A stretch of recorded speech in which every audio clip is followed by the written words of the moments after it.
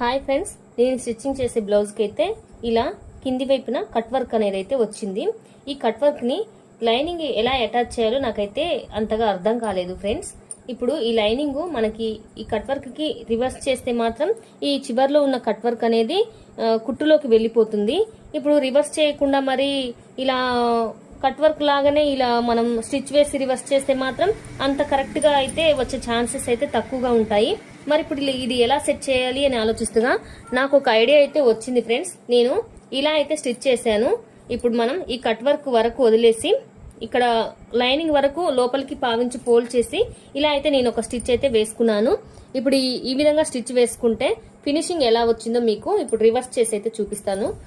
ఇలా అయితే ఫినిషింగ్ అయితే వచ్చింది ఫ్రెండ్స్. నాకు ఇది బెటరే అనిపించింది ఇలా ఫినిషింగ్ రావడం. ఇలా ఫినిషింగ్ మీకు నచ్చితే ఒక లైక్ చేయండి ఫ్రెండ్స్. ఇలా కాకుండా వేరే ఏదైనా మనం ట్రై చేయొచ్చు అని అనిపిస్తే నాకు కామెంట్ చేయండి. మన ఛానల్ అయితే ఖచ్చితంగా సబ్స్క్రైబ్ చేసుకోండి friends. Thank you so much.